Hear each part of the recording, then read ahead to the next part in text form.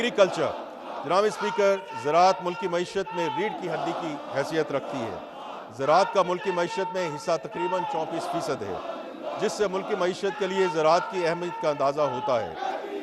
زراعت ایک صوبائی سبجیکٹ ہے، مگر اس شعبے کی اہمیت کے پیش نظر وزیر اعظم نے ایک نیشنل کمیٹی تشکیل دی ہے جو زراعت کے فروغ کے لیے صوبوں کے ساتھ بامقصد مشاورت کرے گی۔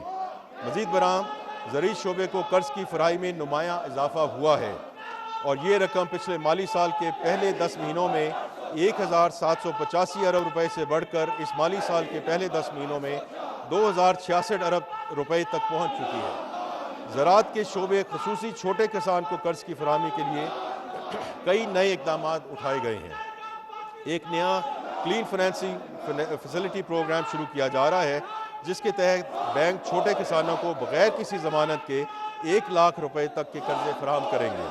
یہ رقم ڈیجیٹل سسٹم کے ذریعے کسانوں کے ای والیٹس میں ٹرانسفر کی جائے گی۔ چھوٹے کسانوں کو دیے جانے والے قرضوں پر حکومت بینکوں کو پورٹ فولیو پر 10% فرسٹ لاس کوریج دے گی۔ یہ سہولت ایسے علاقوں میں فراہم کی جائے گی جہاں فائنینسنگ کی سہولت میسر نہیں ہے۔ اس اسکیم 7 لاکھ کسان فائدہ اٹھائیں گے۔ حکومت پاکستان نے بیج کے شعبے کی بہتری کے لیے اہم اقدامات کیے ہیں، جن میں national seed development and regulatory authority کا قیام شامل ہے تاکہ معیاری موسمیاتی تبدیلیوں کے مطابق بیجوں کی فراہمی یقینی بنائی جا سکے گی۔ وزارت قومی غذائی تحفظ و تحقیق نے بیج کے نظام کو ڈیجیٹل بنیادوں پر منظم کرنے کا عمل شروع کیا ہے، جس میں کمپنی رجسٹریشن، تجدید، بیج کی تصدیق، نگرانی اور نفاذ شامل ہیں۔ نجی شعبے کی تحقیق اور سرمایہ کاری کے فروغ کے لیے بھی اقدامات کیے جا رہے ہیں۔ نیشنل سیڈ پالیسی 2025 اور national agriculture bio technology policy 2025 منظوری کے آخری مراحل میں ہیں، جبکہ پلانٹ بریڈر رائٹس ایکٹ کو بھی ترجیح دی جا رہی ہے تاکہ اختراع کی حفاظت اور تحقیق و ترقی کو فروغ دیا جا سکے۔ کپاس کی فصل کی بحالی کے لیے بھی مربوط کوششیں کی گئی ہیں، جو پاکستان کی معیشت اور ٹیکسٹائل صنعت کا ستون ہے۔ اگرچہ حالیہ برسوں میں کپاس کی پیداوار میں کمی ہوئی، تاہم 2023 میں مثبت پیش رفت دیکھنے میں آئی اور 2024 میں حکومتی کوششوں کے باوجود موسمی مسائل کے باعث پیداوار متاثر ہوئی۔ حکومت ہر ممکن کوشش کرے گی کہ کپاس کی کاشت کے اعتماد کو بحال کیا جا سکے۔ ایگریکلچر کے حوالے سے ترقیاتی بجٹ میں شامل منصوبوں کی تفصیل میں آگے چل کر بیان کروں گا۔ Special investment facilitation council SIFC نے پاکستان میں سرمایہ کاری کے فروغ اور کاروباری ماحول کو بہتر بنانے کے لیے ایک مرکزی پلیٹ فارم کے طور پر نمایاں مقام حاصل کیا ہے۔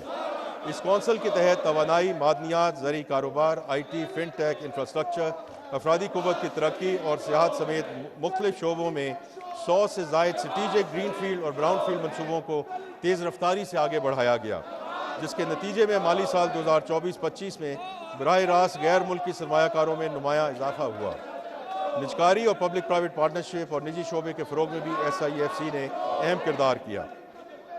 بین الصوبائی اور بین الوزارتی روابط میں بہتری اور غیر ضروری ضابطہ جاتی رکاوٹوں کے خاتمے کے باعث SIFC نے سرمایہ کاروں کا اعتماد بحال کیا، نقل و حمل اور لاجسٹک کا نظام بہتر بنایا اور مالی سال 2025-26 کے لیے برآمدات پر مبنی صنعتی ترقی کے ایجنڈے کی مضبوط بنیاد رکھی۔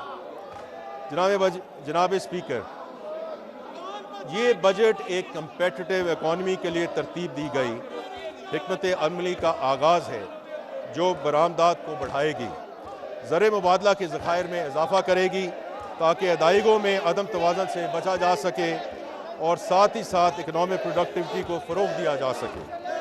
مختصراً ہمارے بجٹ کی حکمت عملی یہ ہے کہ ہم بنیادی تبدیلیاں لا کر معیشت کے DNA کو تبدیل کریں۔ جناب اسپیکر، اب میں مالی سال 2025-26 کے بجٹ کے اہم خد و خال پیش کرتا ہوں۔ مالی سال 2025-26 کے لیے اقتصادی ترقی کی شرح 4.2% رہنے کا امکان ہے۔ افراط زر کی اوسط شرح 7.5% متوقع ہے۔ بجٹ خسارہ GDP کا 3.9%، جبکہ پرائمری سرپلس GDP کا 2.4% ہوگا۔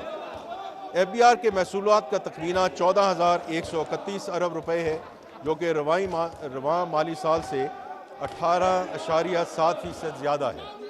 वफाकी महसूलात में सूबों का हिस्सा 8,206 अरब रुपए होगा। वफाकी नॉन टैक्स रेवेन्यू का हदफ 5,147 अरब रुपए होगा।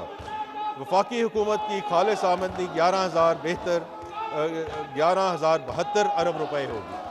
वफाकी हुकूमत के कुल अखराजात का तखमीना 17,573 अरब रुपए है, जिसमें से 8,207 अरब रुपए माकब की अदायगी के लिए मुख्तस हैं। वफाकी हुकूमत के जारिया अखराजात का तखमीना 16,286 अरब रुपए है।